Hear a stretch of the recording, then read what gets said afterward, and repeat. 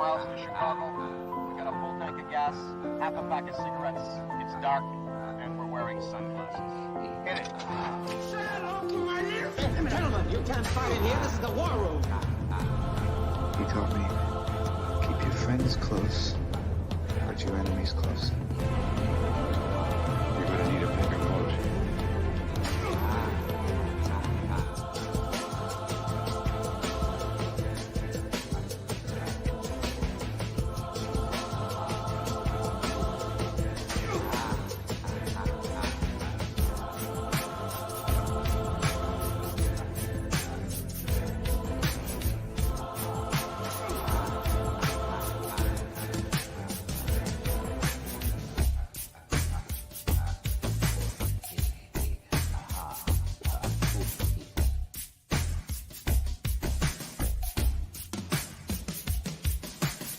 You see a guy like me, Freak.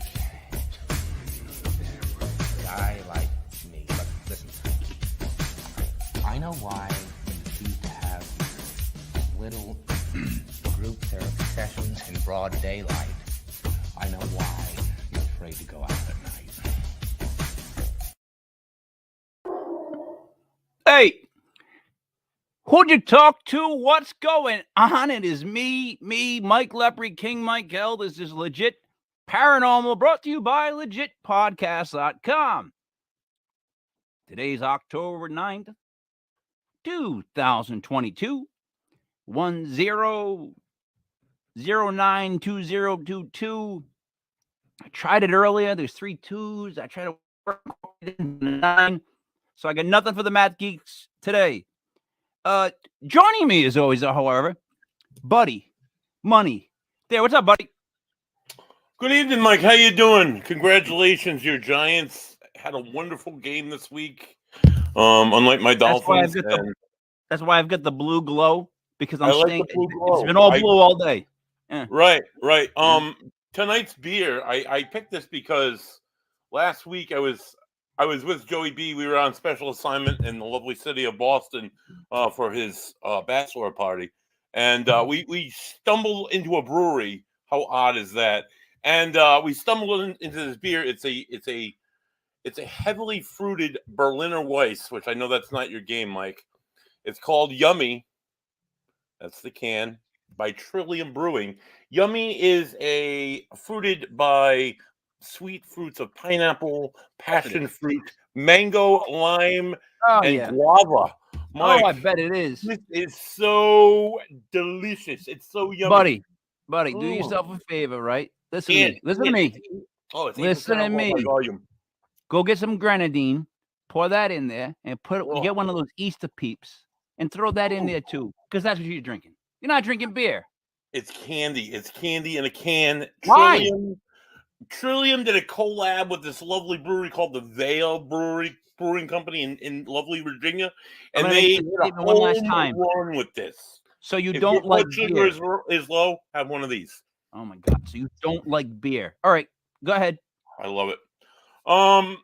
A collaboration, kind of like our guest this evening. She's coming to us not from the state of Rhode Island. She's from a different part of the country. She's actually from Colorado. She's a paranormal investigator. She's a medium. She's doing good. She's what else? What else does she do? She's keep going, buddy. She's a student of metaphysical healing. Oh my God, I know there's one more thing about her. She's the founder of Things of Colorado. Welcome to this show, Adrienne Clayton. Welcome. How do you? How are y'all? So how did he do? Good, we're doing good. But how did Buddy just do? He's awesome. I Good, all right. I really want to try that beer now because. But it's not I got beer. this. No, it's not beer. But what I drink isn't either. It's Mike's Harder Lemonade, and you know, Look, I'm drinking like Trulies that were left in my house. It's a beer. But here's the thing: I'm drinking the Trulies left in my house, but I announced them as Trulies. I know that they're not beer. Like you can't put all these fruit flavors in something and then say, "Hey, that's beer." It's beer. I'm sorry. I'm used to the old beers. That doesn't work with me. I'm sorry, Adrienne. So, thank you for coming on the show. we've been talking to people for a couple of years now about different paranormal topics. And I guess I've changed perspective sometimes as the months go by. Like, because I'm willing to have my mind changed. I know that's a novel concept, like nowadays, like to actually have someone change your mind, like allow somebody to give you an opinion. You go, oh, wait a minute, maybe that one makes more sense than mine. Yeah, I'm all right with that. I mean, that never happens, right? Never. But not so much. Are you someone that started with this whole field from a young age? Was this just something that was you? Not at all. Actually, my mom died when I was 8 years old, and I kept hearing things about, like, you know, this dead person came to me, or I smelled my parents' whatever, my grandparents' coffee, or there's smoke, and I'm like, why isn't my mom coming to me? Why? What's wrong with me? It was, and I just gave that up. And then I met somebody who was in the field, and I was like, okay, I'll try. And I never expected to find anything. And to this day, I can't say I did on that first one. I don't know, because I found out later that that person was actually faking stuff. So I don't even put that evidence out there at all. So in other words, you were open, at least, to like trying the things. That's what made the difference. You probably weren't really receptive at all at 8 years old, I would think. I sometimes think that, like, well, spirits, sometimes they don't want to come to people that they know they're going to scare. Yeah. Does that make sense? Yeah. And I think she would have, probably. Yeah. I mean, so I've been dealing with, I don't know if I'm starting to lose my mind, which has begun a while ago. Right. Or because of this whole paranormal world venture that my mom passed on the 26th of December, and every now and then I'll be doing something, and I swear to you, it's not my thought, it's hers. And and then I have weird things happen. On my birthday, it was weird things happened all day long. Buddy knows this. It was all these things my mom gave my attention. And then synchronicity involved, I think. Even a text message at the end was weird. Like you know, how you get a text message and just the byline you can read, just the first line. So it happened to me again. I'm walking in the basement, and for some reason in my head, I was like, I missed Christmas last month. You need to celebrate Christmas like we did when we were younger. And I'm like talking to myself, and I'm like, why would I tell myself that? So I'm like, all right, I'll play that off, you know, whatever. I come sit down on my computer. I have one new email. It's from Michael's Gifts. You know the arts supply store, buddy? Yep. Yeah, right. Yeah, it's an email from Michael's. It says Michael's, and it's Christmas decorations. Wow. The first email when I come around the corner again. This happened, Adrienne, the other time with my wife. I was talking to her about my mom and how she was trying to get in touch with me all day on my birthday, and it was freaking me out.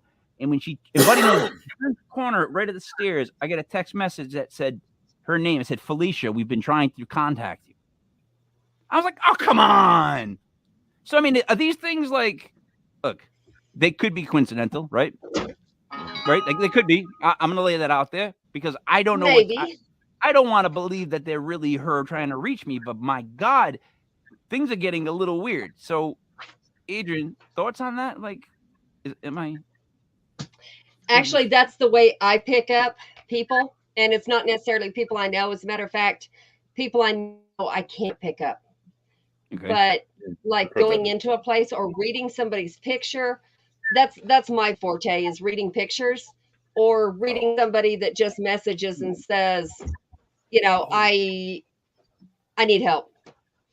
Yep. I am not a psychic. I cannot tell them who they're going to marry, who, you know, what's going to happen tomorrow, or the winning lottery ticket. It's not going to happen. But whoever wants to come through does. And when they do, it's more of their thoughts are in your head, and you have to differentiate your thoughts from theirs. And if you can't do that, but isn't that clinically schizophrenia? Clinically, like, isn't that what they call, buddy. You work in the field. I Explain do to work me. in the field. I All know right. all about schizophrenia. And my people ask me what's the difference where people who are experiencing things that are paranormal, they often hear voices or they hear sounds or whatever, and they ask me what's the difference between that and schizophrenia. Schizophrenia happens all the time. When you're experiencing paranormal activity, with me, I've been an investigator for over 10 years now. Sometimes it will happen on investigation. Sometimes it will happen when I'm not expecting it to. Sometimes it'll happen when I'm laying in bed. Other times it won't happen for months and months on end. But when it happens, I think it's significant. And I think we should note these times when it happens and what we're experiencing. Right. So And that's the thing. That's the thing. It's a lot of people hear it as voices. Some people hear it as like thoughts in their head that normally, that's how I do it. It's thoughts in my head that normally would not be there. And I would never think a thing about it, except I had somebody work with me and they're like, just take this picture, work on it, tell me what comes through. I'm like, this makes no sense to me. I don't know this person. I don't know what's going on. And I took the picture, I put it down, and I was like, I'm going to take a nap before I work the graveyard shift. And all I kept hearing was, I'm not there. I'm not there. I'm like, what the heck? This makes no sense to me. And so I text the girl and I was like, that's all I'm hearing. And I don't know what that means. She goes, that's perfect. I said, excuse me? She said she's dead. And she's been missing for a few years. And we've been looking for her in a certain place. And she's saying, I'm not there. Oh? Jesus. So it's validation like that makes you trust yourself a little more and separate your feelings from someone else's. And the thing is, it's more digestible for somebody else to hear when you say it like that, where you heard something being said, as opposed to if you said to me, I took the picture home, I looked at it, and I knew this guy's name was John A. Smith. His blood type was A positive. He lived on 22 Buddy Dare Street. He worked as a shoe salesman. You know what I mean? When it gets to be that much, I get it. Not just me, but I speak for the dumb when I say that. Those of us, we don't. You gotta if you give us a bit like that, it's more understandable. I relate to that. I get that you heard something, but you didn't get flesh it out. You know what I mean? Yep. That was the lady who was trying to work with me. She was like, you can do this. I'm like, no, I can't. If I could have done this, my mom would have talked to me. I can't do this. She's like, yes, you can. I'm like, okay, I'll try. I'm willing to try. And then one of my friends is what they call an energy worker. And I didn't know what that meant when I started. We were in Salina, Kansas, and it was a Masonic temple. I don't know of any Masonic temple that's not haunted. This place was crazy. And so she says, come here, I want you to feel something. And this was after I'd gotten whistling downstairs that never should have been there. And it was a ballroom where the old soldiers would come, and when they would come back home, but not to their home. And there would be ladies lined up around on the chairs, 10 cents for a dance. That's, I don't know. That was their living. I don't know. Tina Turner, private dancer. I'm sorry. Right. Much. Or what's the other one? Pat Benatar. We Are Young, the video. Same thing. She's a dancer. I'm sorry. Continue. That's pretty much. Yeah. I mean, these people would come and just sit there and wait for somebody to think they're cute enough to dance with and pay a dime for it. But I could hear this whistling, and I was like, why am I hearing this? And we actually have it on video. And I'm like, what on earth? And the lady that actually worked there, she was like, we hear things like this all the time. I said, okay, well, I can't talk to you like this. I'm going to go get my equipment. I'll be right back. And I started to go up the stairs, and there was this bang behind us. And I mean, like the floor shook, but it can't because it's all cement. This is like marble floor. It's not going to shake. It's like, what on earth just happened? She takes off running, and I'm grabbing her. No, we don't run. We don't run. Stop it. And so I go upstairs, get the equipment, come back. Of course, we don't get too much after that. Wait. Wait, I'm sorry. Why don't we run? Yeah, because that's not a good idea. Why? Then the energy is way high. And then they want to chase you. Oh, we got some activity. Let's go. So it's like a dog. With you. Yeah, it was like no, and this was one of my first days. Definitely. Like a dog. Like you don't And pipe up a dog and then run from it. Is that what you're saying? right. Yeah. Okay. I'm with you. And like Continue, my I'm sorry. friend, she was like, I do this energy work. And I'm like, okay, whatever. I don't know what you're doing, but whatever. She said, you don't see this person here? No. Do you? Do we need to go to the hospital? What are you seeing? And she's like, no. She said, they're right there. Just close your eyes and picture them. I'm like, there's nothing here. She said, okay. She said, well, I'm going to cross them over. Do they want to go? Is that something we really want to do? She's like, yes, take my hand. Put it over the top of mine. She took like this. She said, do you feel it? And you could feel like static electricity. I'm like, what is wrong with you? What is going on? Ever since then, I can feel things that I shouldn't or didn't before. And then I worked with. What did you cross over? There was he was like the keeper, is what they called him. He used to be like a guard, and he was one of the soldiers that came in and never left. Okay. He's still guarding the place. All right. So this is a big issue I have in the whole paranormal community world. All right. Buddy, you know where I'm going with this. Some people don't believe you can cross people over. Some people do believe you can help people cross over. Then I ask, if you can help people cross over, why are there so many of these places that I know of that have children's voices? Because if I could cross people over, I'd go in there like with the hat, with the machine, the sickle, just take it all out, send them all back. Because why would kids and dogs go straight to heaven? They should. But then you get into the whole, well, is it really a child voice or is that a demon? Because that's what a demon would use to allure you the most. Yep. So help me out here, because I literally like that whole thing is like everybody goes a different way, and I'm trying to make my own path. I am not 100% sure that you can cross somebody over. I'm really not. I cannot do that. Or if I have done it, I don't know it. I've tried to tell them to go. That doesn't mean they're going. I don't think anybody's going to go unless they want to. And, I'm on that fence too. Is it really our loved ones we're talking to? Or is it like the Bible says? Is it demons you're talking to? I don't know. If it is, they know a lot about your own, history or what you want to hear, what your friend knew, whatever it was. I don't know. We have a friend. Go ahead. We have a friend who's doing scientific stuff. Okay. And a college actually took her on. And they're building some kind of a thing where you can read the brain. And of course, the frontal lobe is supposed to be where, your filter is. I've never had that filter, so that part doesn't matter. But they have like where you're supposed to be able to psychically, right and left brain. They're reading it. It's supposed to light up. I don't know. But she's doing all that, and I'm really excited to see, because she doesn't know who's really psychic and who's not, and bringing people in just to see, what they get. So I'm kind of excited to see the real science behind it.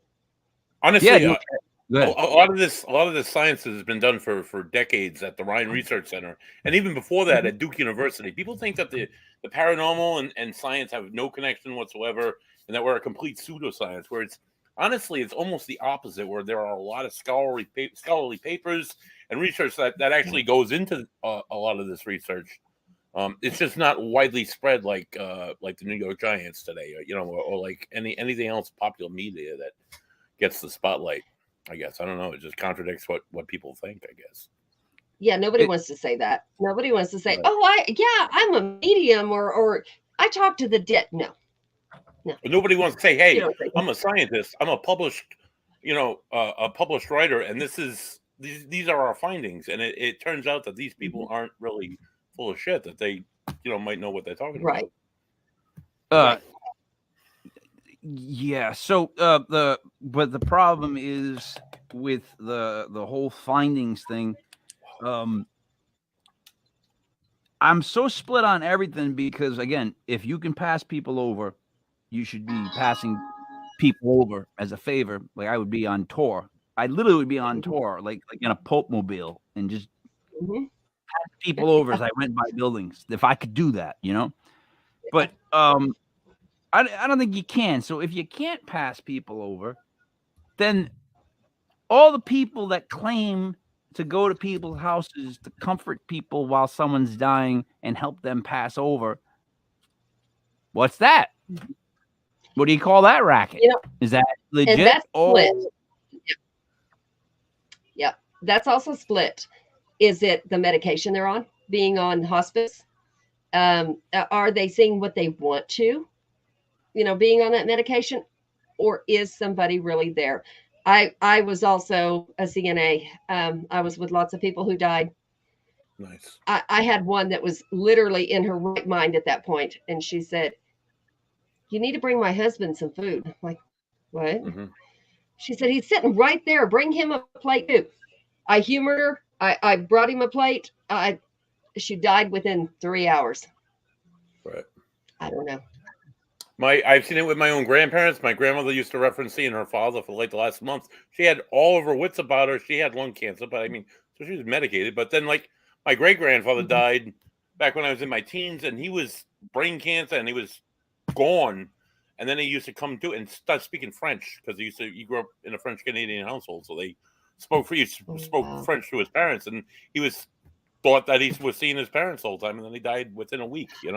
It's just it's weird, that whole. Dude, that thing. My mom died like a pimp.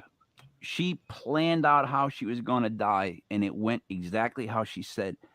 She was in the hospital, and they found something. They wouldn't tell us what it was, and she checked herself out before we could ask. And you can't ask about someone's medical shit. And my mom's like, "Take me home," and we went home. And then in a conversation, finally later on, my mom's like, "I'm dying at home in my own fucking bed," because my mom was a curser. She's Italian. Buddy, drink. Italian. I'm fully Italian, so we all curse. And she's like, "I'm dying in my own bed with my family around me." And she's like, and the day we had of Christmas Eve, it was great. Christmas Day was weird. Towards the night, she started to get a little weird the way she was talking. She was on hospice. And then I got her comfortable because she had back pain from the cancer. And that position I put her in, I remember there was like something fell late at night when my daughter dropped something in her room. My mom was living with us. I bought a house to move my mom over to live with her, thinking I would have at least a couple of years with her, not knowing, whatever. So something bangs in the room, and I went upstairs to check on my mom. She's still sleeping, which was odd.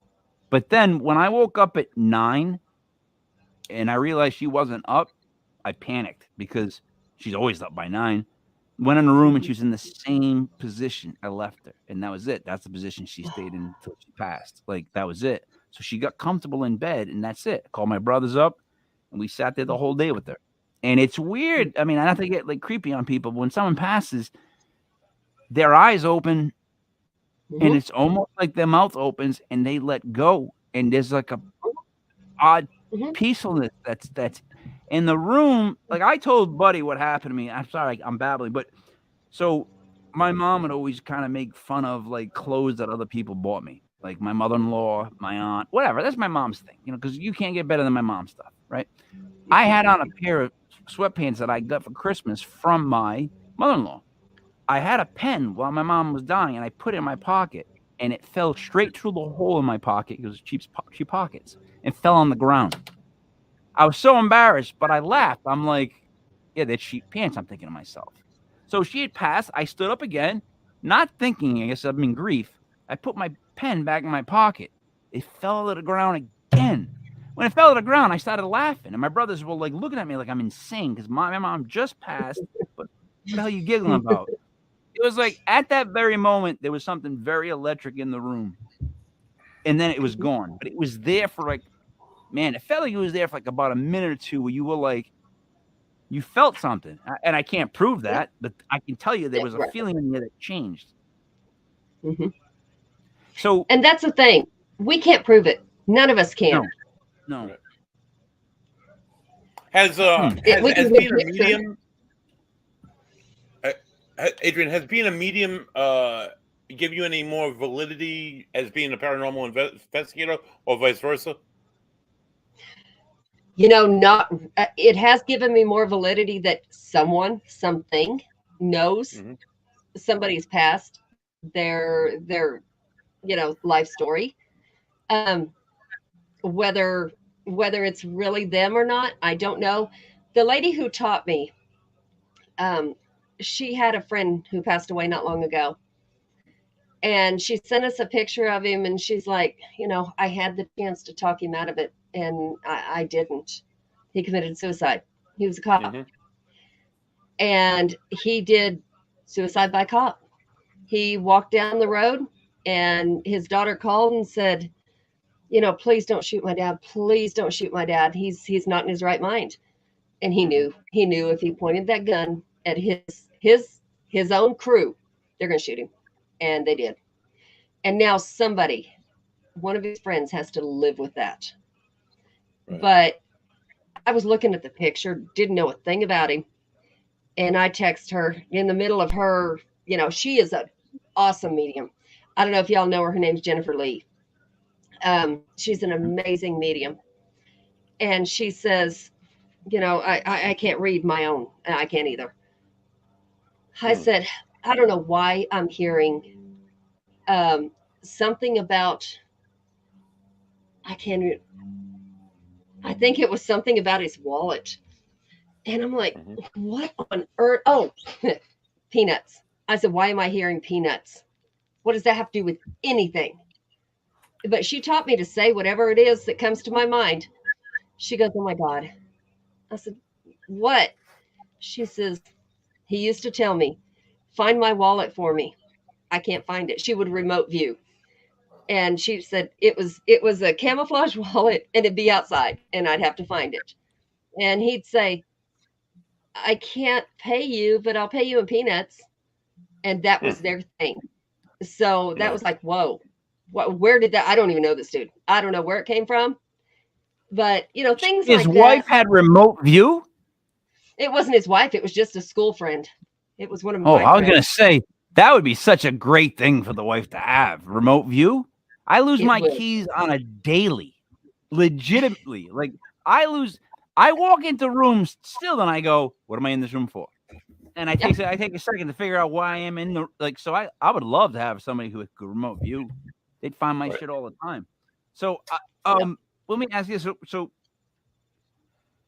remote viewing, is that something that you have to train your mind to do? Like, because the thing about it, like, if you ask someone asked, how would I remote view? I'd love to remote view. It's like, okay, well, what would you have to have? Like, what would you have to work on? I'm being serious. Like, what? My friend, the way she taught me, which I cannot do. I am not that good at that. I don't even try anymore. But she said, I want you to picture a house out in the country. What do you see? And it was in her mind, she knew what it was, but that's all she told me. I'm like, I don't know. She said, no, close your eyes. Tell me what you see. Well, of course you're going to picture something, and it's either going to be right or it's not. And apparently what I pictured was completely right. I cannot do that. Like, people can watch a video of somebody doing their investigating, and there's a spirit over here in the corner. I can't do that. I have to be there. And even can I tell you the issue with that? Buddy, drink again. The Italian in me always jumps up because I think of a con man. Now, what a con man does is he can read a room. He can look at you. He can break you down in about 2 minutes to figure out basically who you are, right? So that's actually something that like my daughter has it, I have it, my mom had it, one of my brothers has it. Like, we get a vibe off people immediately, and I kind of can size somebody up, and I don't know if it's street smarts or if it's just in my head, but I can size somebody up immediately, right? And it's just something I have. So, buddy, help me out. Where does that, like, how does that tie in? Like, in other words, that intuition. Is that what you need to work on, or you need to let happen more, accept it? I'm not asking Buddy anymore. Adrienne. Because Buddy paused too That's much. an The empath. freaking loons behind him. What's that? That's empathic. Yeah. Okay. Buddy, I what are do your the same thoughts? thing. I think intuition is definitely a smaller form, but a form of ESP of some kind. I think what the mind can do, we just haven't tapped all those avenues. Some people can like bend a spoon with their mind. Other people can like. I've seen her do that. You know. My friend did that at my wedding. All right. See, now, I'll be dead honest. I want to see that because here's another thing, too. I can do card tricks. I can actually do a card trick that's really, really good where you're like, oh, my God, how did that happen? So my thing is this. If I can do a card trick on that level, you know, pump my brain up with some steroids, and maybe I can do a card trick on this level. That's where the skepticism comes in. And I don't mean to be a skeptic because that term is so horribly used in this field. People are like, yeah, it's my 3rd year being a skeptic and doing videos. It's like, do you know the definition? Because you kind of can't be anymore, you know? You're no longer in that group. That's actually a very good thing. That's a very good thing because it keeps us, if we have all the paranormal people going, oh, yeah, you did this, or, oh, yeah, that's the way that works. You have nothing else to learn. And you're not going to get another point of view, and you're not going to think past what you got right there. That's why my husband is completely a skeptic, but it's happened to him, and he's like, So he's like a skeptic believer, but he's, you know, we approach everything as a skeptic. At some point, he has to stop, though, with the skeptic. Like, in other words, at some point when you've had... don't start talking about Mike's championship belt, please. Oh, by the way, yes. That's terrible. I'm sorry. Terrible. Thank you for the... But see, that's no ordinary championship belt. It really isn't. What it is everybody that's associated with legitpodcast.com, we do... I mean, we're going to be doing a lot more, too. We do a lot of paranormal podcasts. We also do sports ones. All the people in the podcast happen to do a fantasy football league. And I told them that I would win from the beginning, Adrienne. And I mean this sincerely. And then I had to beat them all in the playoffs and take the championship myself. And I actually created a fake character called the Champ that, like, I'll go into glasses. I put on my old mom's bathrobe, which is like zebra print. And I just, you know, I do a wrestling promo because I'm crazy. Because I take things to petty levels. Like, I won it, so I made my own championship belt. That's how I think it should go. Adrienne. My husband watches that stuff.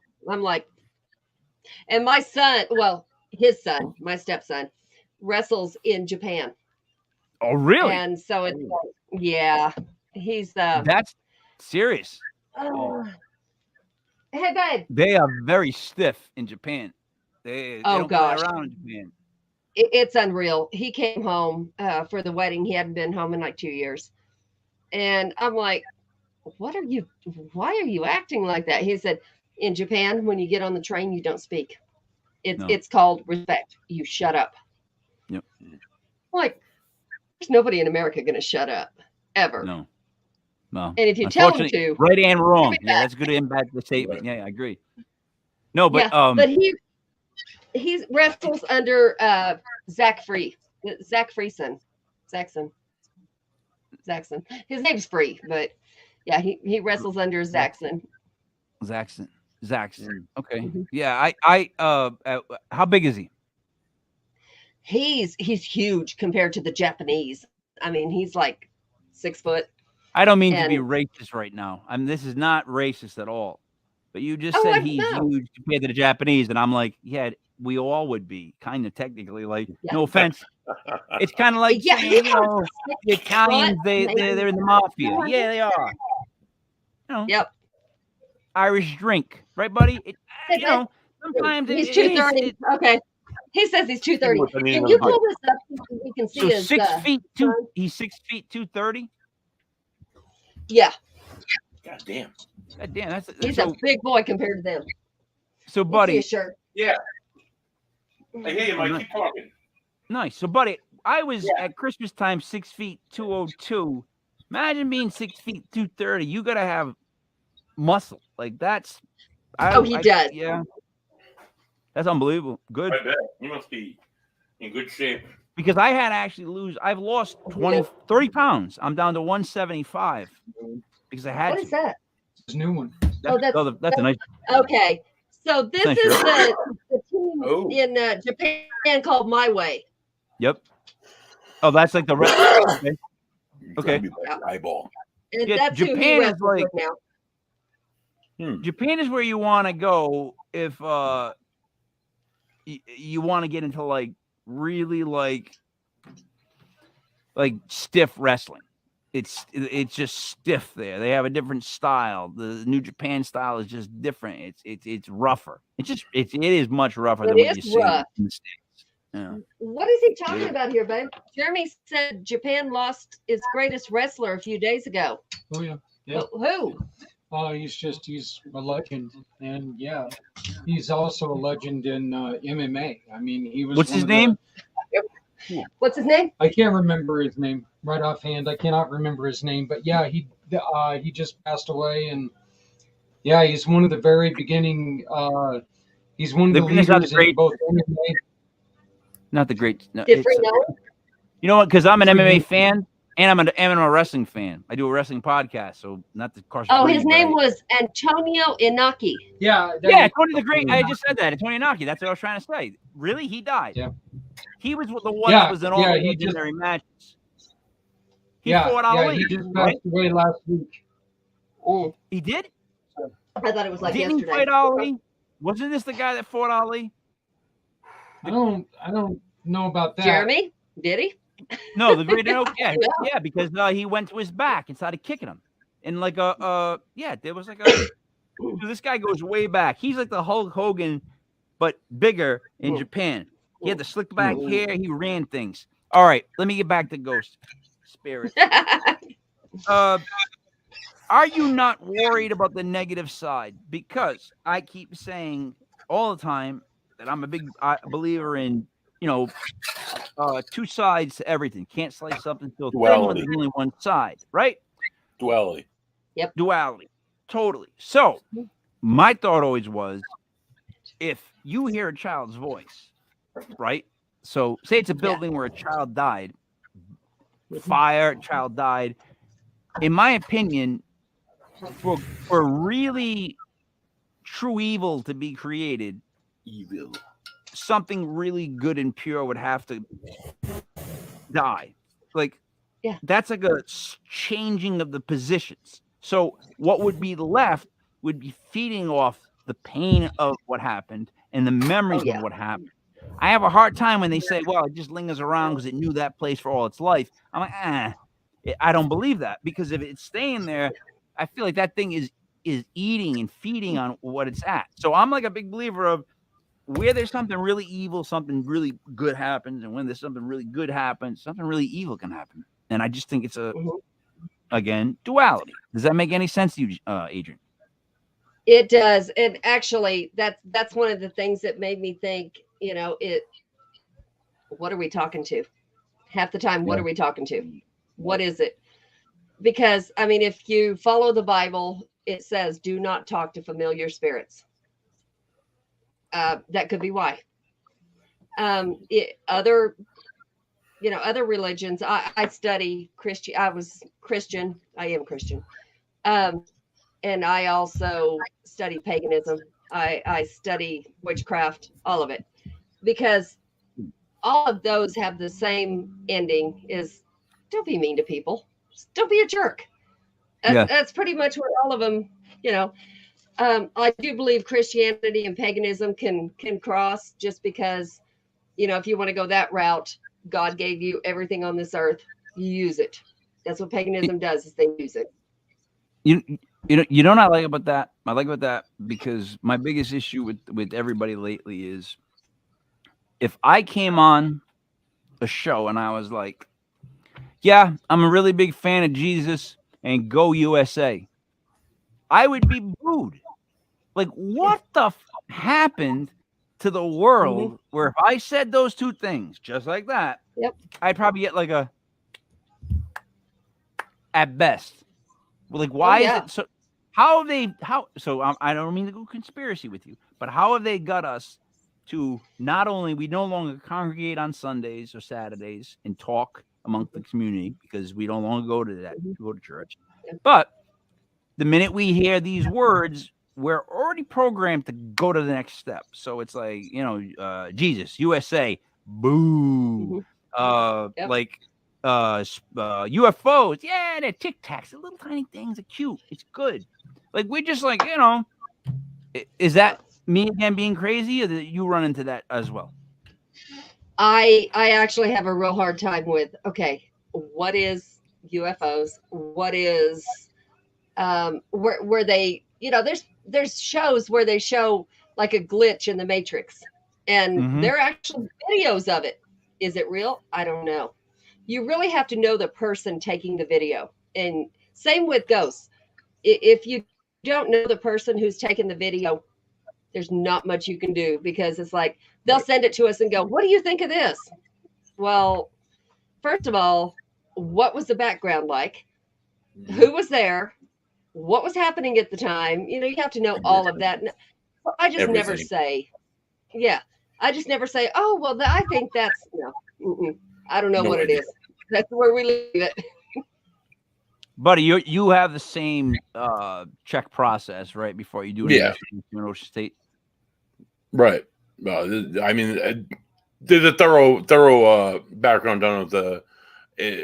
There's a very thorough questionnaire and interview process that we conduct with the clients, involving like a total psych screening and everything. Just like random questions that I put in there, just that like, what kind of test the psyche? Is this person like on medication, or does this person use illegal drugs? So the thing is with me, I feel like in my head, it really is my mom, because, in other words, she's not telling me to like kill the dog or go rob a bank, which back in the day my mom would probably be down for, because if you know the Italians, buddy, drink. If you know the Italians around the North Providence area, they were the mafia used to hide out down where I live. I miss my mom. I miss the gangster she was. Like, I miss how, like, my mom and dad would handle stuff on a level, and they would handle things in a way that I wish I could still handle, because I can't.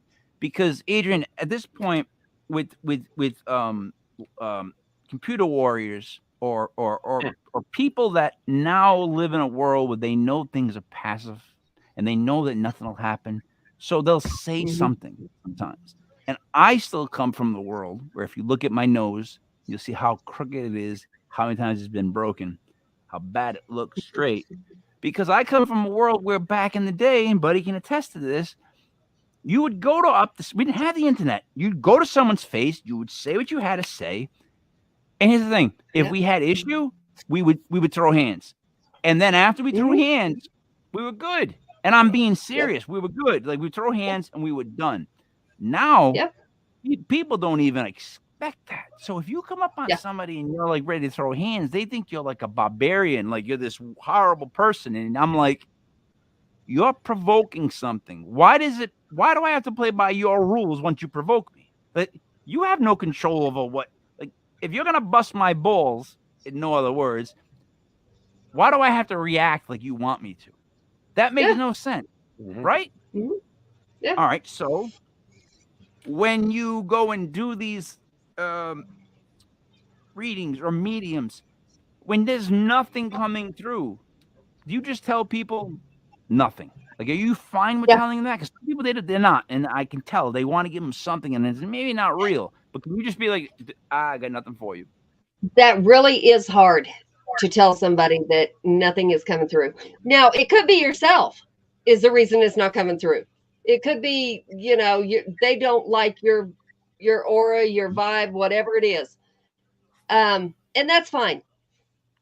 If you're charging for that, it's very hard to tell somebody that nothing is coming through. You'll never see me charge for anything ever. No, I don't believe in it. I have no problem with anybody who does it. That is their business. I can't. I can't see doing that. As far as what you said about the throwing hands, and we used to go face to face in the animal world. we call that the pecking order. Mhm. You know, you go to them, you know, you watch a bunch of chickens together, and they're going to kick each other's behinds until they figure out who's the head chicken, and everybody's going to follow. They don't have animosity after that. They have respect. Right now, though, we live in a world where there's a wolf walking among sheep, and the sheep are just like, that wolf ain't gonna do shit. And it's like, goddamn, like, don't provoke it, like, don't push it, because it will happen. You know, I have no specific situation. I'm just saying, like, this is the whole way things have evolved. So, like, the whole generation coming up that are watching shows now, like, you got the Things Network. What are you guys doing to, like, get your word out, to expand, to or even to entertain? We actually we do a lot more than actually the paranormal. And Jeremy and my husband are actually doing this more than what I'm doing, and I shouldn't even say that, but they're doing the Giving Tree, which is getting people into the paranormal. And it's one year we did just medical staff. It was because, you know, the pandemic. We did the medical staff. They needed a break. They needed something to where they could just relax. And whether they thought it was real, whether they didn't, it doesn't matter. They needed to, like, go to a haunted house. You know, you go through and you have fun. We do that every year, and buildings actually give their location for that night. And anybody who is police, nurse, military, you know, they get in free. Which is, yeah, I agree. It's awesome. Jeremy, you want to give the That's another word. That's another word that you can't throw out, by the way. Go U.S. military. There's another one I can't, like, it's like, support the troops back in when Whitney Houston was singing. Cut to whatever artist you want to put in now, and I don't talk about the troops. What happened? So what happened? You know what I mean? But okay, I'm sorry.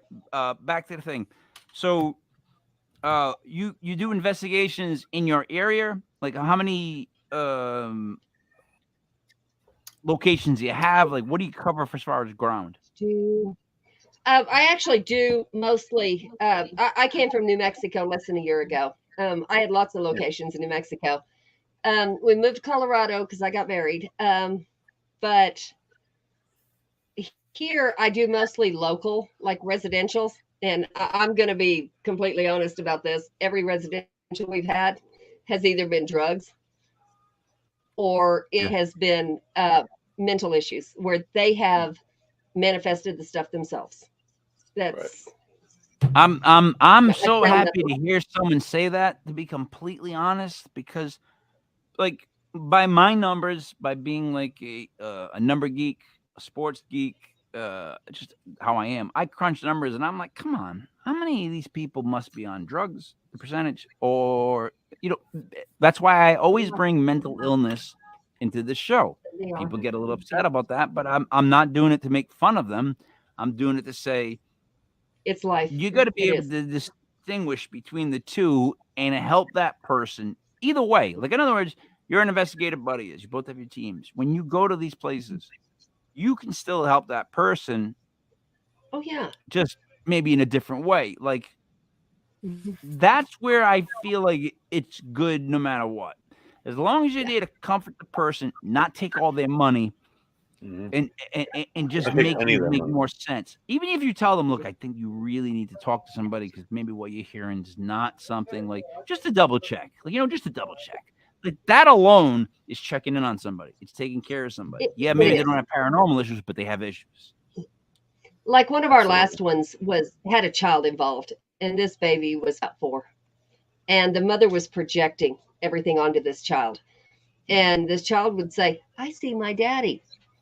No, this child didn't see his daddy, but the mama thought she did. So now the child thinks he did.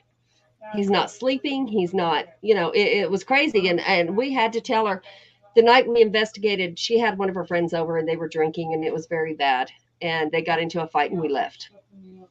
But I told her, I said, look, you know, So they had the kid you're there when they got drunk and fought, right?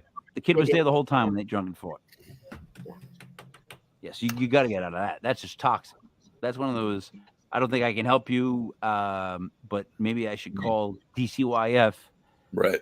Because your kid shouldn't be there. Right. I'm sorry. I'm such. So my background has been, I worked at a boys club for years. I coached basketball. I have twins, boy and a girl. So I have coached them their whole lives. I've been a coach and in sports. I ran the summer league outdoors for 2 years in my town. So like I'm big on that. I hate when they talk about kids. I hate anybody that says they hear kid voices. And if there's somebody that can pass them over, they say like, oh, they want to stay there, or they give us some dumb excuse. And I'm like, how could a kid want to stay there? Like, he doesn't know enough. It's a kid, right? Like a dog. Like, you kind of got to show them where it is outside. They don't know better. There's so much more field to run in. But yeah, I digress. Go ahead. I'm sorry. I think there's two sides to that. Just because the child may be there because they see mom and dad and want to stay with mom and dad. They don't want to leave mom and dad. They don't know what's on the other side. I haven't had much experience with that, but what I have had experience with is suicide victims. And suicide victims they're really hard because It's gotta be. what you hear from them is, I'm sorry, I didn't mean to. I'm sorry. They're not leaving until their family understands, I'm sorry. Right. Don't do this yourself. I did not mean to. It's not your fault. You know what's Crossing funny? them over? Probably not. That's so. All right. So, what's weird about all that is this. I have my own mental health issues. Yes. He says We that all in do. common in jest. No, but I literally do. I just don't have where that goes. But what I do understand about that from dealing with people is that people that end up committing suicide, I almost feel it's 10 out of 10 of them that regret it the minute it starts to happen. They all try to like live. Like there always seems like a struggle, like they kill themselves, but then at the last second they struggle it out because Right. and that's the regret they must go with, right? Mm-hmm. Yeah. See, that's what I'm Yeah. afraid of. Carrying regret and stuff like that. Yep. You know what I mean? I had a stepson just 2 months ago. I had a stepson that he was my son's brother. I've been married since then. We've been separated a long time, but we raised our kid together. And they said he committed suicide, and he didn't. His girlfriend did it. He didn't do it. Ooh. And my son was like, my brother didn't do this. My brother didn't do this. And he sent me pictures, and I'm like, there's no way he did this. Because it was like a charger cord. He hung himself with a charger cord over the bathroom door. Ugh. And when the cops kicked in the door, he fell in the bathtub, not behind the door. So everybody's like, but they wrote it off as that. The Indians ended up taking it over, and they're actually doing an investigation because he is Eastern Shawnee. But it was like, that's a hard place to be in because you don't tell your son that you know what happened because you really don't. You might have it in your mind what happened, but that doesn't mean you do. But I took it to my friend who is a medium, and I'm like, you don't know this situation. Here's a picture of him. Tell me. Mm-hmm. She's like, I have this picture, and she drew this picture, and it was just so amazing because I didn't know. And I sent it to my son, and he goes, oh my God. He sent me a picture of the guy he thought did it. Identical. Completely identical. And this girl knew nothing about the whole situation. Didn't even know he committed suicide.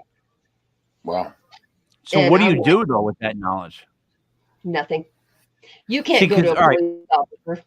All right, but you just riled me up with Buddy Drink, the Italian Rose, and I just thought to myself, my dad would have been in the car and on his way to that house. I'm not kidding. That's just how we handle things, and that's just how it was. Like you just didn't something like that. That kind of offense. Get in the car, Let's go handle this. But you can't do that anymore. So you know information about somebody that you believe did something. You can't do anything about it. Right. That's actually funnily enough, that's actually happened to me. I knew a medium that I still know her. She is able to read photographs like you can. You're only the second person I've ever met that can do that. And I showed her a picture of a boy who I knew had disappeared, who was suspected to be murdered by a staff member at the former lad school in Rhode Island. It was an awful institution here in Rhode Island. They a lot of abuse, a lot of awful things happened there. It was a lot of autistic and MR children. But anyway, this kid disappeared, and they found his skeleton like 6-7 months later, and the investigation closed, which was weird. But I showed her the picture, and she looked at it for about 2 minutes, and then she described what it was like being choked by this grown man who had lured this kid into the woods. So something about a dog, got him in the woods, choked him to death, and how he could hear like running. She's like, I can hear running water. This kid was choked in the woods of this lad center, and where two rivers come together behind it. So it's just like some of the gruesome details that she pulled off of this photograph from the 1950s. The murderer is probably long dead. It's just like, I couldn't tell anybody, but I mean, it's just like, it's phenomenal. It's so fascinating to me that you can just pick that up from a photograph. Yeah. And my son, he'll never know. I mean, I showed him what she had sent, and he showed me what, he thought. But that's as far as it'll ever go. And the boy ended up coming to my friend, and he said, they're never going to find it. They're never going to get justice. Don't worry about it. I know that you fought for me. That's all I need. Leave it alone. Yeah. Yeah. And of course, question they're leaving him alone. What I'm reading below, this is from Your Things Network. I've actually been approached a few months ago about a convict killer who supposedly was possessed by a demon and seeing about him getting out of prison. I wouldn't even know where to begin. I can tell you where to begin. You go home. You turn around your car and you go home and you go like this. And you know what that means in Italian? Buddy, drink. I wash my hands of you. I'm done with this like a blackjack dealer. I'm out. Jeremy, I remember that. Leave it alone. Leave it alone. Wait a minute. Well, no, I'm being serious. All right. Convicted killer. He's supposedly possessed by a demon, right? Yeah. Yeah. All right. Here's what I'm going to tell you. He is possessed by a demon because he killed people. However, that's right. That's not an excuse, nor is it a reason to get him out of anything. No. Because we are all, oh my God, I say this all the time, and we're not good. We're not evil. We're nuanced. We have different levels of how we balance things at certain times. You can't be just good all the time. I can't stand people that are good all the time. That happy, really happy, like, it's like, dude, you must like really be seriously crazy in your alone time to be this up and happy. Like, how do you maintain that? Like, seriously, in public, Okay, I digress. Brad, you're going to get your butt kicked. Adrienne, somebody that's a killer, does it matter that they have a demon? Are you trying? I don't think so. I think I'd leave it with them. Yeah, well, because what's the goal? What is the goal? That you want to get the demon out of his body so that he could be him, the guy that didn't commit the murder, and then what? Nope. What's the point? I'm being dead serious, buddy. Would you? I don't know. I don't know how I'd approach something like that. That's murder. That's a nice excuse, though. I mean, hey, it wasn't me; it was the devil. Let me go. Buddy, the God excuse is so overused. Yeah, even Bundy, he was like, you know what? Just kill me. I'm not going to change. So just kill me. And weirdly enough, I like it when people are more upfront with me. I would rather you stab me right in the front than wait till I turn around. I know that sounds dumb, but it's just damn true. Like, you're going to do something, do it. But let me know about it. So your group, is it like the A-team? Does everybody have their own like position? This guy handles like tech. This is the guy that does the hype. This is the guy that won't fly on planes. You have to, give him drugs to knock him out. I ain't getting on no plane. You know what I mean? Remember A-team? Not really. We actually, like, I do things here with my husband. It's only the two of us. Living in a daisy field. Yeah. Yeah, my sunflowers. Yeah. We actually lived. We just moved here. A couple of other people moved here from the field, which I will get with them soon. Jeremy comes up here once in a while. We go do something. He's from Indiana. But Jeremy meets people that are like, okay, they will take his experiments and run with them. One of them is a dog whistle. And we've tried that dog whistle several times in places. The results are very different in different places. Disclaimer, do not do that in a cemetery outside. Wolves will come get you. Ooh, no, thank you. What? Yeah. What? Yeah, we had somebody that did. How could I get wolves to come get me? The wolf whistle. The dog whistle. Dog whistle. Dog whistle. Okay. All right. We were trying frequencies with spirits. I agree with that. So yeah, that was bad. That was bad. I agree with frequencies and vibrations, and that's, I think, how spirits cross over. Absolutely. Like, I have my own weird list of things that I've now believed in, that I've heard from other people. Mm-hmm. I feel like there's vibrations that go on, and it's almost like being in a band. If you're not in rhythm with everybody else, you're off. You can hear it.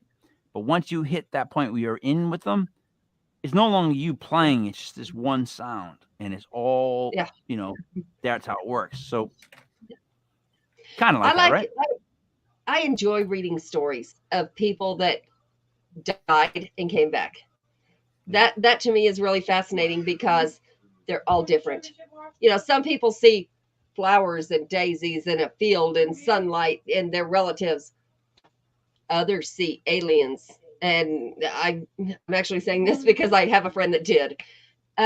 They see aliens. They see, and they communicate only telepathically. There's no words being said at all.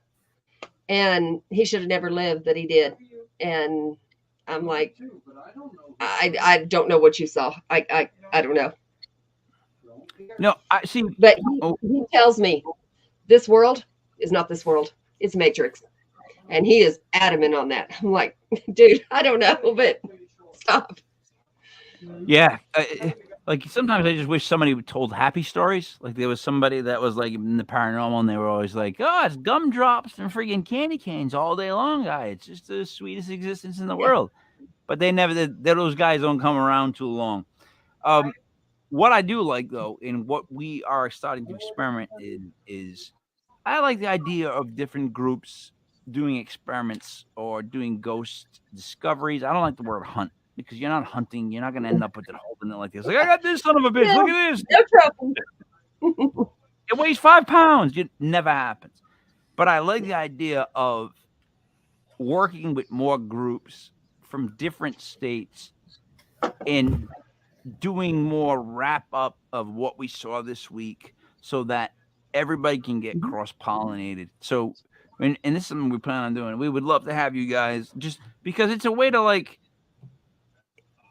everybody shows their own evidence, which is great, but it's just you and your own evidence. However, if you get a place where everybody shows their evidence and everybody's throwing evidence back and forth, now there's a lot of evidence. Now we got something I actually want to pay attention to, or I can follow. Because the goal would be to, maybe they don't like the way you do things, but they like the way someone else does things, or maybe they don't like that. My point is,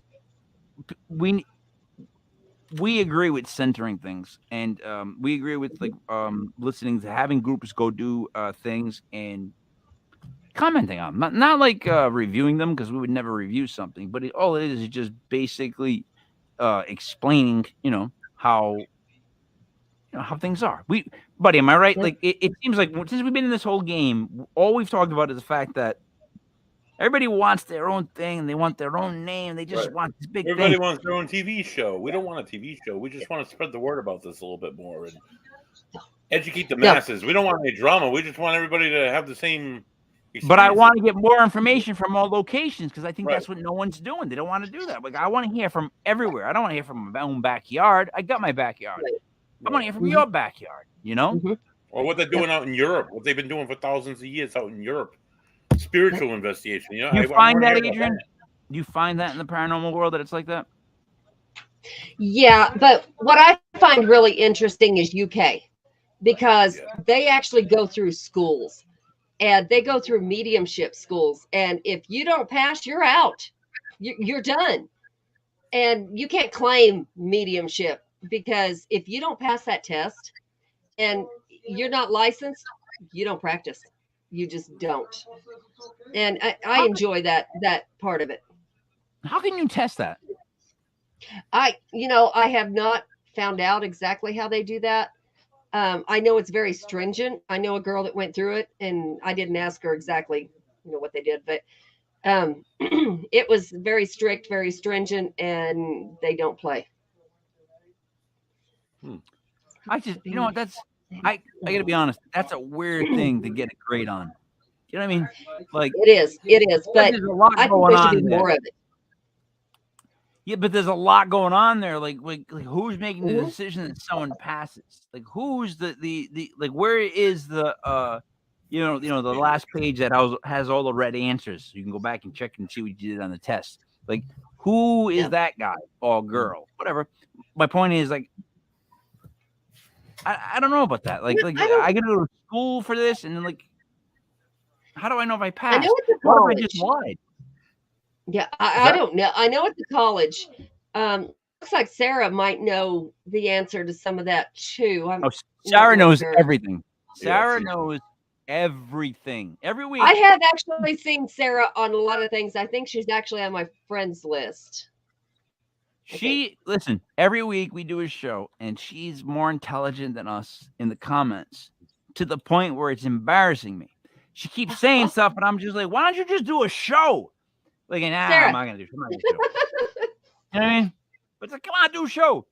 But so you get that though, how you wish it was more shared, or you could just ping pong off people. Like, to get it more, because here's the thing, and I'll say it maybe for the 5 millionth time. I'm at a point where I don't think you can come up with any kind of evidence about ghosts, UFOs, anything like that, Bigfoot, cryptids, anything that will convince the public. At least 50% of them will not believe you no matter what you show them. At least. No, I don't They're think divided. How would you? Like, how would you? Seriously, I think what would you that's show good. them? It is I good. actually think that's a really good thing, because that way it keeps us in check. If everybody was like, oh, yeah, that's what you saw, or oh, yeah. No, we need their opinion going, well, what if? What if it's this? What if it's that? Right. We need that, but I don't think we'll ever know the answers. I really don't. So I agree with you, and I agree with just Crack Skull just said. My man, I'm totally with this. Since I've gotten into the whole paranormal world, I actually come from the band world, and the way I see things is I like to cut out people that I don't believe are telling the truth, or like, if you think you're gonna be famous off something like this, you're doing it wrong. Because only thing I've learned is that this is on a personal level when it's at its best. This whole thing, when people tell me about the experiences they've had, and whenever they tell me it's like extremely good, bad, whatever, it's always on a personal scale. And I think that's what paranormal really is. But we want to be able to be like I saw it, so I got to make sure you know that I saw it. You know what I'm trying to say? I like proof, but what I'm saying is it really is more, I think, on a personal level, and I think that's what Hollywood is getting wrong. It is. And you can't prove that. You cannot prove what you felt. You can't prove what you saw. Even if you had a picture of it, it could be 1,000 different other things. Somebody behind you, a reflection, who knows? Pareidolia, it's all kinds of things. But going in, and that's one thing that I can't stand, is somebody with, oh, I'm going to get famous. Oh, are you? Really? What are you going to be famous for? Zach Bagans being a butthead? I mean, oh, I'm possessed. Dude, just go away. I can't believe the paranormal world has not just pushed him out and said, you're stupid. But He's making money, so whatever. The actors, they're all I did a actors. show. People Yeah, find exactly. comfort in hearing the same stories over Yes. and over. And I swear to Right. you, our goal here is to get new stories, find new investigating groups. No, I'm being serious, and just focus on that so that we can all see where we're at. Because I've heard those stories.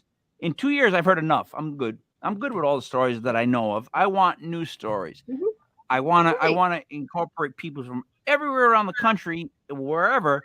I want new stories. Like, that's, to me, Right. what it should be about, right? That's investigating. People keep saying they investigate. Well, that's what investigating is, right? Yeah. I do enjoy the fact of people going into, and it's people I know, not just random people, because after you get to know somebody, if they're real or if they're not, if they're going to fake stuff, if they're not. But, going into places like Waverly Hills, that's Yes. controversial right now. I won't go back there till the owners have it back, but that's a whole different deal. But getting the story, each person gets a little bit more, right? Yeah, I'll take that, demon. It's all right. But each person gets a little bit of the story until you have it put together. Maybe. Or people put a story together that's not really there, but each person thinks they got something else. That spirit box drives me crazy. I can't. I don't do it. No. All right. Because All right. you got those channels. No. Right. So check me out. I'm so with you on this, but this is what happened. On one of the very first shows we did. All right. So I'm clicking along, Adrienne, and I'm doing like football shows. I got wrestling podcasts. We're doing basketball podcasts. Like, I'm good at that stuff. Whatever. And I like to tell jokes. Started doing the Sunday podcast at night because I wanted to do an Art Bell type show because I grew up listening to Art Bell on Sunday nights, right? So we started doing this show. We've learned all these different things. And kind of what would you say that we've learned? We've learned that some people are telling the truth. Right. And then others, what would you call them? They're full They almost of, like to exploit the truth or exploit others to self-promote. Yes. Or alter their experiences or exaggerate their experiences. Yeah. Or tell complete falsities. Oh, I got it. It's called full of shit. I'm Right. sorry. I could not think of that, but that's what it is. They're full of shit. Yeah, they're just full of shit. And it's like, I would never do a show where I slammed somebody. We've done 2 years of shows. We've only had one instance where we had a confrontational guest, because other than that, my goal isn't to like a lot of people. Like, here's how podcasts go in my book. They're either boring is all God can make it. Like, they're like monotone, and I want to just fall asleep, play Celine Dion, and maybe kill myself. Or they're really horribly done. I don't want to hear. I just don't want to hear them. Or it's the same guests over and over and over. That's the other thing. It's like, come on, we just saw this guy a month ago. We'll see him again. Need cross-pollination. You need people that all stick up for each. In other words, like wouldn't it be great to be like, let's go to friggin' Kentucky to one of our groups and see how they're making out? Whack. Because that's what people want. People think local. I think global, not global, but literally maybe global, I guess, countrywide, whatever you want to call that. I think that way. And I think we share kind of the same mindset. Yeah. So, buddy, we go nationwide. We actually do with things. We have Nick Muley. He's on. He is actually in charge of everything outside of the United States. We are in charge of everything in the States. As long as we know that a team is legit, that is not going to be idiots. I like that word. I like that word. Yeah. I'm sorry. They're legit. All right. If they are good, that we know their experience is good. If they'll tell people, no, you don't have something, or yes, we'll help you, and I'll find a way to help you. And if we have to, I mean, we actually have bishops on speed dial. If something happens, I've never had to use it, but I have it. But if they're in that, somebody calls and says, hey, I need somebody in, Tennessee. I need somebody in Alabama. We have a team. Nice. We have that little book. And if they can go, they go. If they don't, they wait till somebody can go. But buddy, write this down. Write this down. What she's saying, write down. Make sure we have a meeting with Adrienne after this show. Are you writing it down? I'm writing it, Mike. All right, thank you. I'm sorry, Adrienne. Continue. But it's one of those things that 8 out of 10 times it's nothing. I know. That's just the way it is.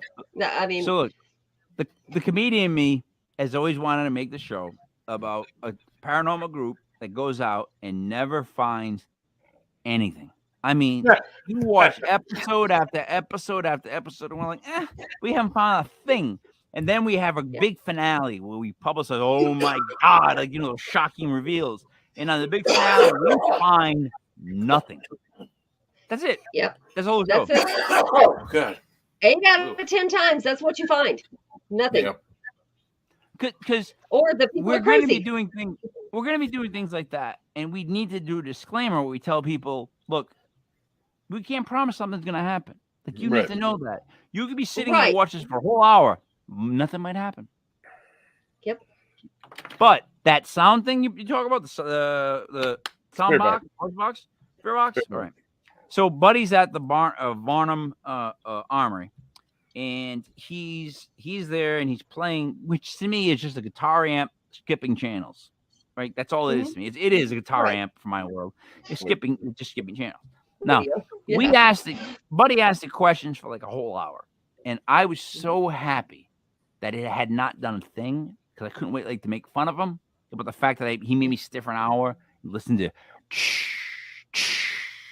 Oh, I can't. Dude, just listen for a second. This is my nightmare that I'm having lately. It's like, oh God. So at 5 minutes to the end of the show, he goes, do you like what so-and-so has done with the place? And I swear to you, and it's on, we have it on video, you hear absolutely. And it's like one of those moments where you just throw your hands and be like, fuck, I'm out. Like, I don't know what just happened, but that's because I'm like, you guys bullshit me. Like, what really just happened? And they're laughing. They're like, no, that came through like it came through. And it was literally Adrienne from the 50s. Like, his voice, when he said it like an announcer, absolutely. Like, I know the whole vernacular of that. Yep. That's, honestly, I've as an investigator, I had my doubts about the spirit box for years. I've used it on certain investigations, and there's been times there's a lot of times where there's nothing. It's just radio chatter. There's other times where it will say we had an investigation about 6 or 7 months ago. We were at a residential case, Lincoln, Rhode Island. It said the name Tom Phillips. It didn't click with me at first. I'm like, wait a minute. Like, her boyfriend, his last name is Phillips. I wonder if there's any correlation. So I text her. Sure enough, his uncle was named Tom Phillips. He was a drunk. He was never left the house. Out of all the family, this guy Rich, he was the only one that would go over and check on him ever. Would bring him stuff on the holidays. Would go see him. He's the only one that cared for him. Actually took him in for several months, give him a place to stay, and then he died 12, 13 years ago. Ooh. But for one reason or another, his name came through in that spirit box in that house. So I think there's a little bit something to be said about the spirit box technology. I don't know. And buddy, thank you for that depressing story. Yeah, absolutely. There is. I agree. There is. But the only way that I'll take any stock in it is the Estes method. Right. And I have to actually know that the person wearing the headphones is not hearing the person asking the questions. Because if you're talking to a spirit, you could be 2 rooms over, and you do not need, that person does not need to hear you, or whatever's going on. We've actually done that before too. That's pretty cool. I've done it. And I haven't heard anything. And my session was nothing. But then we Yeah, had 'cause like you a visitor scared do it, people. and it was absolutely Dude. mind blowing what you came through with. Buddy, you pitched it literally to our 2 female co-hosts that we do the other show with. Yeah. You said, "I want to take you somewhere blindfolded and have you walk around and tell me what you feel." Yeah. You're 6'4". I'd love to do that. 6'5". No, but Adrienne, buddy, I'm 6 feet. Buddy's like 6'4", 6'5". That's a scary thing to say to. I want to get a camera crew. I want to blindfold the medium, pick them up, and just take them somewhere. And like you walk around, you tell me what you feel. Tell me, and I want to document it and see if like 4 or 5 different mediums have similar experiences or not. Just to see mind's eye perception. I just want to experiment. See how you say you'd love to do that? That's what we want to do. We want to get groups where we all can come together and show this stuff. Like, in other words, we don't expect groups to have evidence every month, every week, every whatever. But if you do have evidence, wouldn't it be great to put it all together and show people? Right. Like, instead of keeping it to yourself like you're the Hobbit with the ring. It's ridiculous. It's just ridiculous. Isn't it? Uncalled for. No, all right. Actually, the lady that trained me, I don't know what you call it. Anyway, she's doing Blind Frog Ranch. And we got a chance to go out there. If anybody knows what that is, I can't wait to go out there. All right. We talked to he was on Ghost Hunters International, Bruce Barry Fitzgerald. Awesome guy. And Barry has scared me more than any guest we've had on in the past, because I go back and I watch that show and I listen to what Barry's actually saying.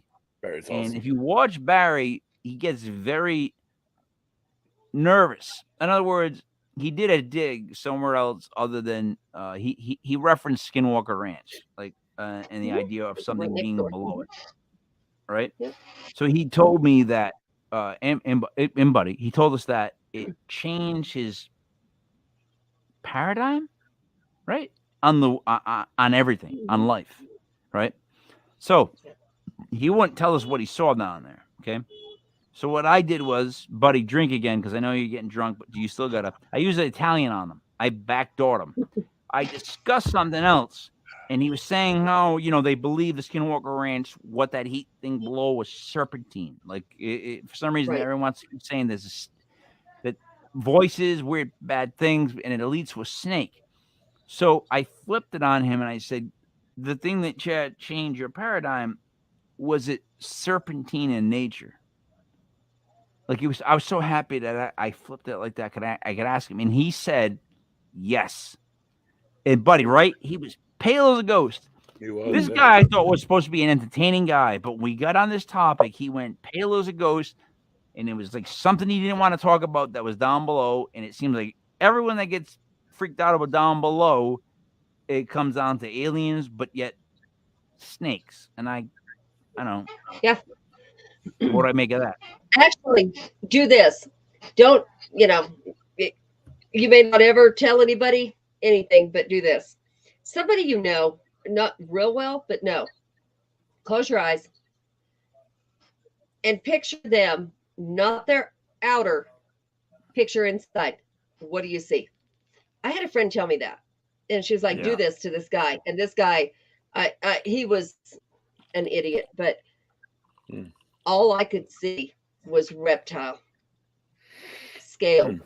It wasn't like a snake, but it was like scales. Not human. What that means, I don't know. I know he is a snake, not literally, but he's not a nice person.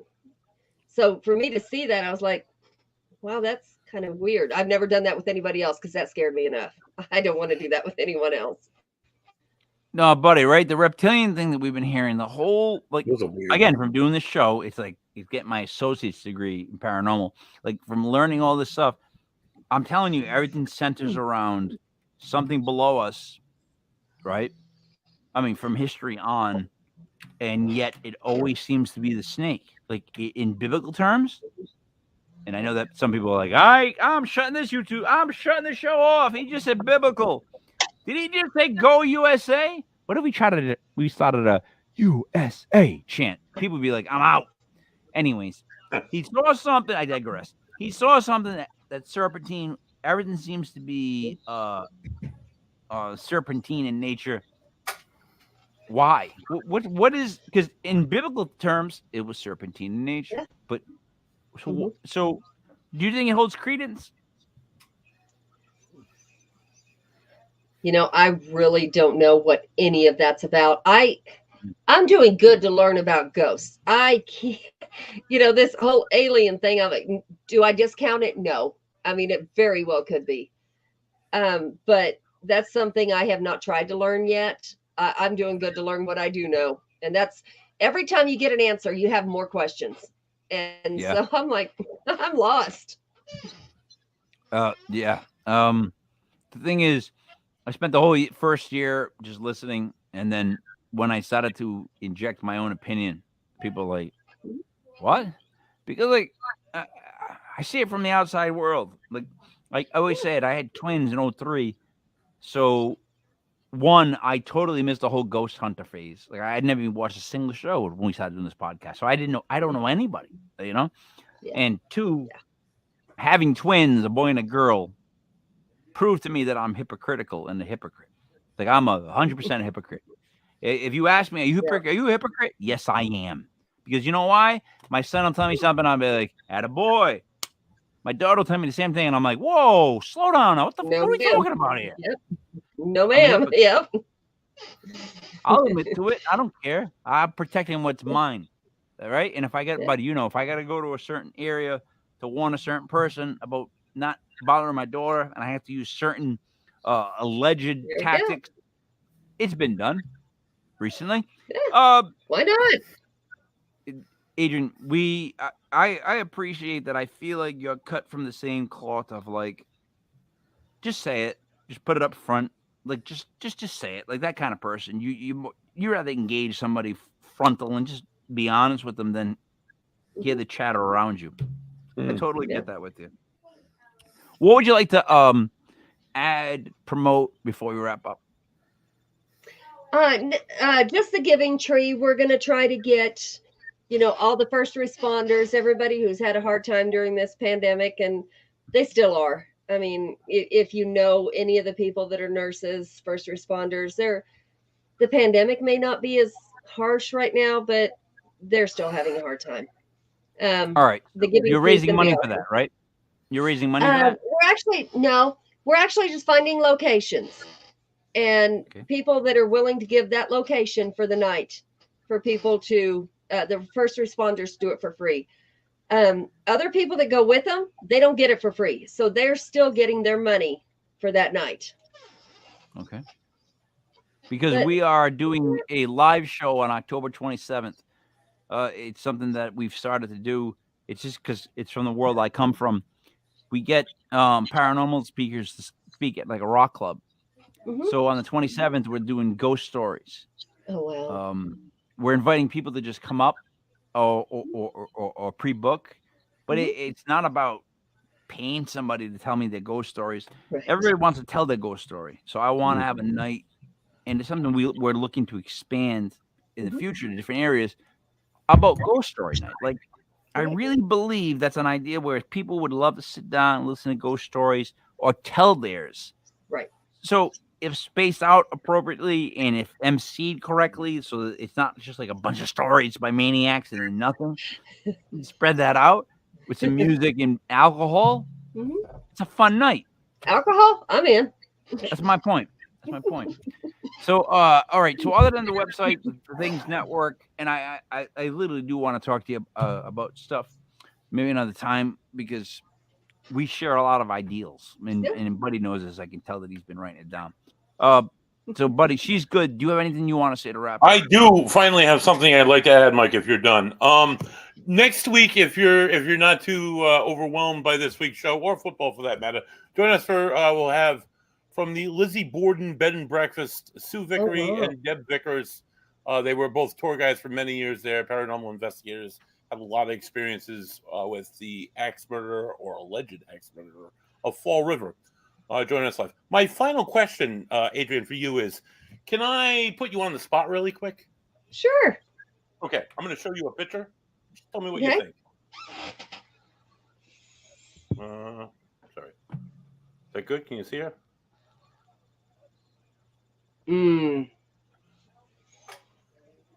That person has some demons. Not literal demons. But they're struggling with something, or did. Okay. Yeah. Does the name Jack mean anything to somebody? Nope. For some reason, Jack is coming through. I don't know why. I don't. Whoa. That was I clouds. can go back. I can go back to her.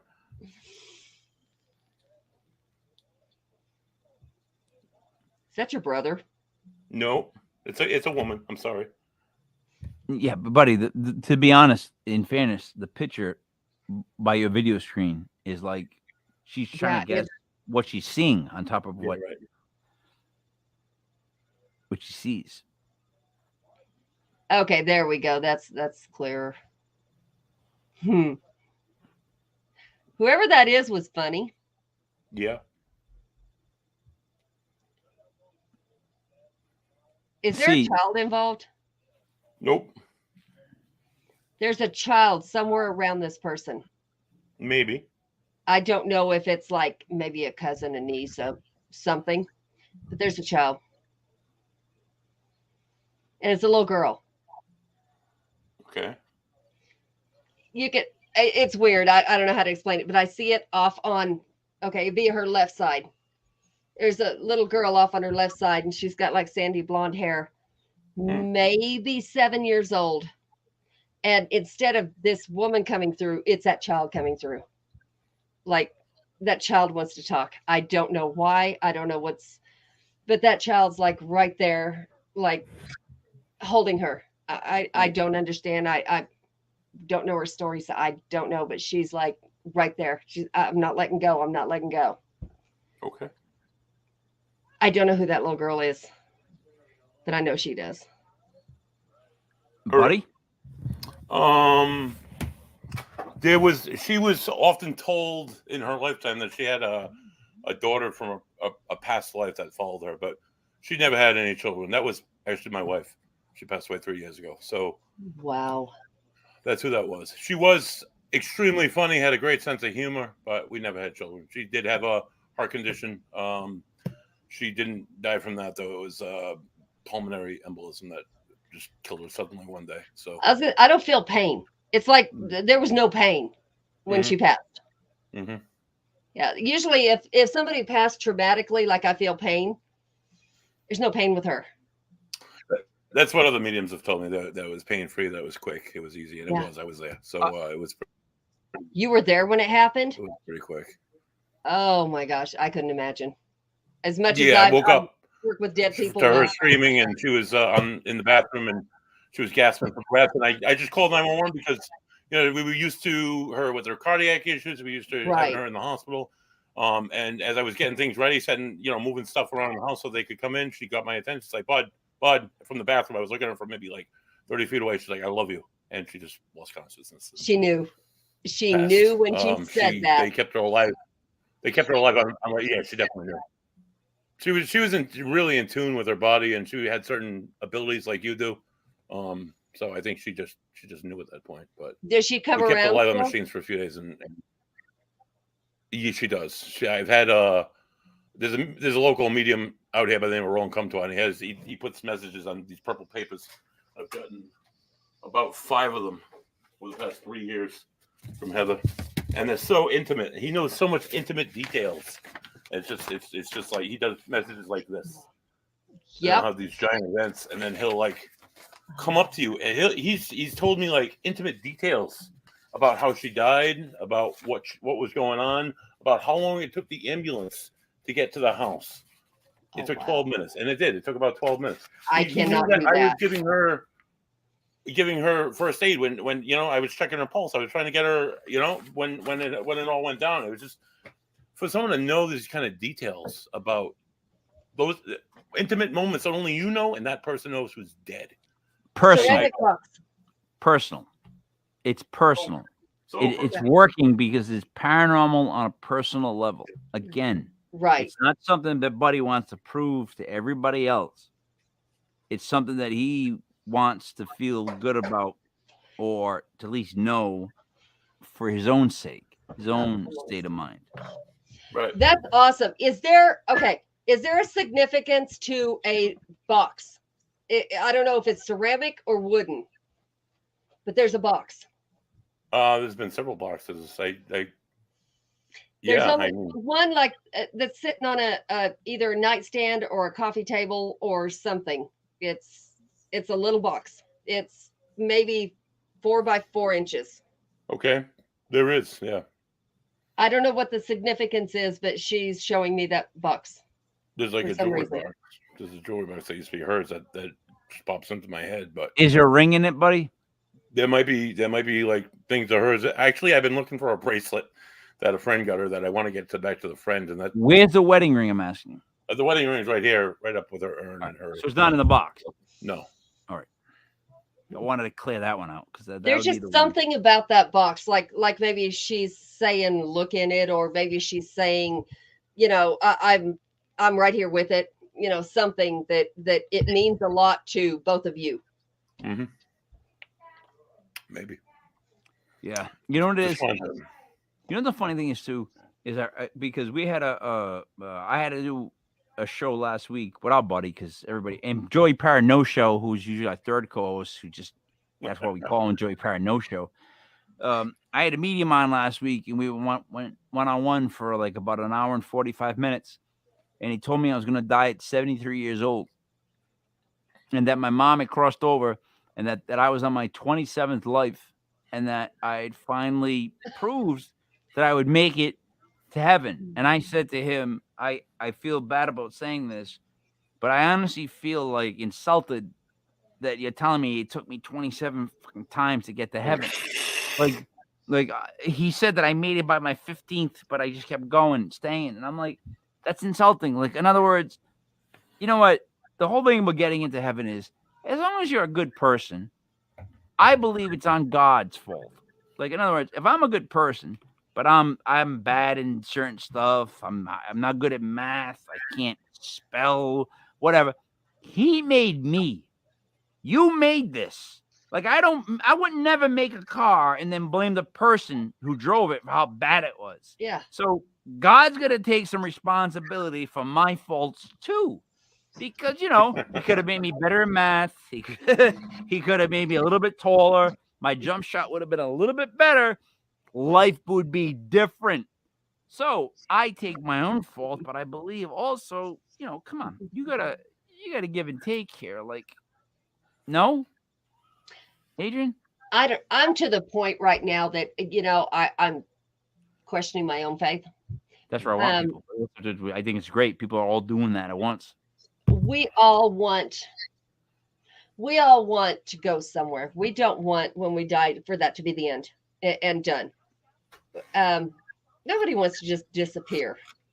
So every culture, Egyptians, everybody had some kind of thing to where, you make your loved ones, a letter, something that would get them into the next life, whatever the next life they predict is. So I think there has to be, or there's demons, one of the two, because how would I know things? How would I be able to talk to people and be right unless it's either demons or it is the people? I don't know which. I 100% believe in the soul. And I think that the soul cannot be stopped, because if we want to go back to the whole thing about energy being in constant motion, yes. I just feel like the soul has to go someplace. But my biggest issue, and I've fought with people, is this. If I go to heaven, I want to see my kids. Now, if you're going to say to me, oh, well, you play different roles in different lifetimes and you don't know, these people, but that bullshit. If I don't get to see my kids, I don't want to go. I would be at the like the let me in. I'd be like, my kids gonna be able to see me here, and they'd be like, no, I'm not in. I'm out. I'll go figure something else. I'll do it. I'll start my own heaven. I'm not with this. Like, I want to be able to see my kids. I want to be able to know that they're them. Yep. I don't want this like, oh, you know ultimate love. You just love everybody. You don't want. I don't want that guy. I want to be able to see my kids. I don't know why no one understands this. I just want to be able, you guys okay? All right, good. And then I'm good. Yeah. Right? I don't know what happens, and that's something. I don't care what kind of medium you are or claim to be, or, what happens. Nobody has ever gotten the answer to what's it like over there, or, how are you feeling over there? Is it dark? Is it scary? Is it, you don't get an answer to that ever.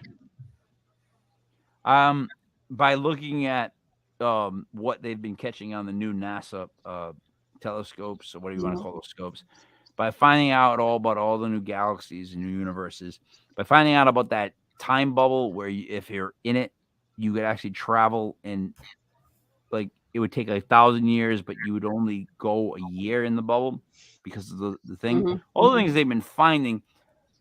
I'm starting to think that, like, in other words, if the energy isn't in heaven per se, clouds, God with the white beard, all that other, you would think, if it just would to transcend to another universe, the energy itself, I'm starting to kind of see that. Like, I don't know, it's weird. I know my mom is reaching out to me because my mom's exact words to me and my two brothers were, I am going to haunt the shit out of you guys. I'm going to make sure you guys know I'm there all the time. And I was like, Mom, I don't want that. I get scared. I don't want, but she doesn't want to stop. So I'm believing in things now. It's actually brought me back more to religion, because I think religion has a lot of great things that they're trying to tell you. That if you could just focus on the great things, we could all hang out, come to religion and be together and talk instead of be talking on the phone or text, and we'll all see each other, that stuff. That's what the best thing was. Now a church is like, a roller skating rink on a Wednesday night. Yeah. Nobody's in the building. It's just empty. And, you mention religion and people immediately they go, la, la, la, la, la. You can't say that. You can't say go USA. There's just certain things you can't say. You can't be white. You can't be Christian. Yeah. Well, what else is there? You can't. Well, you got it easy, though. Adrienne, you got it easy. You're a white female. You can't be a white male. That's right now, the ultimate evil in my head that I think society thinks is the white male. That's it. The white male. I mean, it's the white female that causes all the Karen bullshit and complains about this and, writes an article about this. But it's the men that they're not the same. We're growing men that are not the same. We're raising men that are not going to know their roles because we don't want them to have roles. Everybody has the unique roles, but they do not know their role. And I don't know a single woman that's going to want to marry a guy that when that killer comes in the window, that guy's like, I'm out. Good luck with the killer, because that's where they are right now. Oh, yeah. Well, I mean, you go on a date these days, it's okay. When they come to the door, it's like, pull your pants down. I want to make sure you're who you say you are. I mean, that's pretty much what you got. Yeah. You don't know if you're male, female, identify as a dog, an animal, a dinosaur. I don't know. Well, so 1, I always look for the Adam's apple. 2, when it comes to identifying, I think that's the dumbest thing I've ever heard of in my life. I thought the goal when I was a kid was for the melting pot to make us all eventually the same. Yep. But now we want to be individuals. Right? They used to be rap groups. Now there's rap artists. There's solo. Yeah. Everybody's solo. It's just them. Like they think their life is going to be remembered like a movie, when in reality, it's going to be remembered like maybe 2 pictures. Tops. Like, think about it. Like, that's about the most you're going to get. Like, people don't remember your whole life. Like, you know what I mean? Like, they don't. No one knows your whole life. It's just cut that from the cutting room table, slice it over. You're living for heaven. I don't think that makes sense. You should be living for right now and enjoying as much as you can. Right. Big, and then there's the people that are so religious that they're not enjoying themselves. What are they doing? They're living because they're hoping for something better. They're judging everybody else. That's what they're doing. It's like a sucker bet. That's a sucker bet right there. You don't take that bet. They're playing with the spread. All right, Mr. Crack Skull Paranormal. Boy, I'm going to beat you when this show's over. Yeah, if you are having a problem pulling your pants down, dude, we need to talk. Where did he say he's having a problem pulling his pants down? He said, if I have to pull my pants down to visit her, I'm not visiting. Oh, hey now, like, what are you talking about? What? All right, okay. I'm with that. No.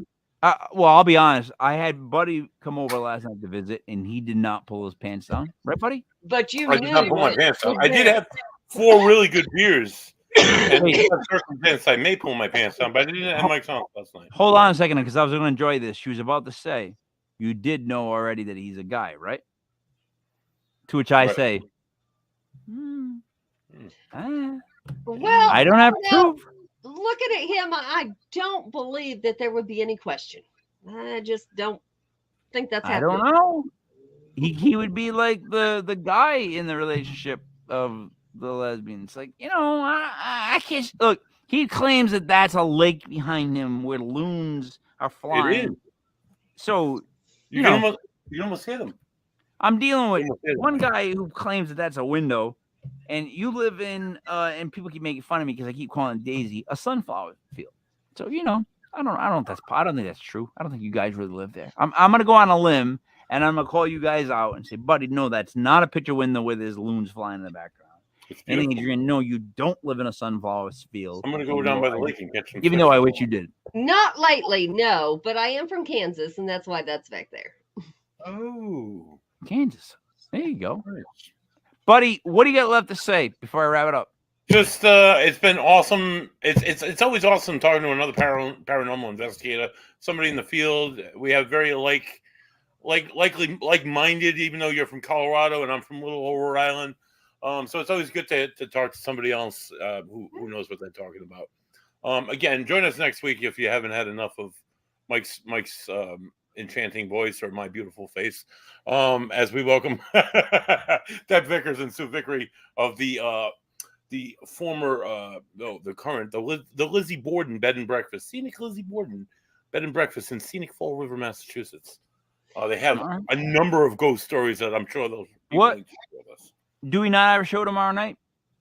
We do have a show tomorrow night. Tomorrow night, we are staying right here in New England. We're going to go north to the Commonwealth. We're going to do Boston. We're going to do Salem, Massachusetts, and we might do Scenic Cape Cod. What it is, Adrienne, we're doing a show called Legit Paranormal Vacation Planners. So I act like I'm trying to just sell a vacation.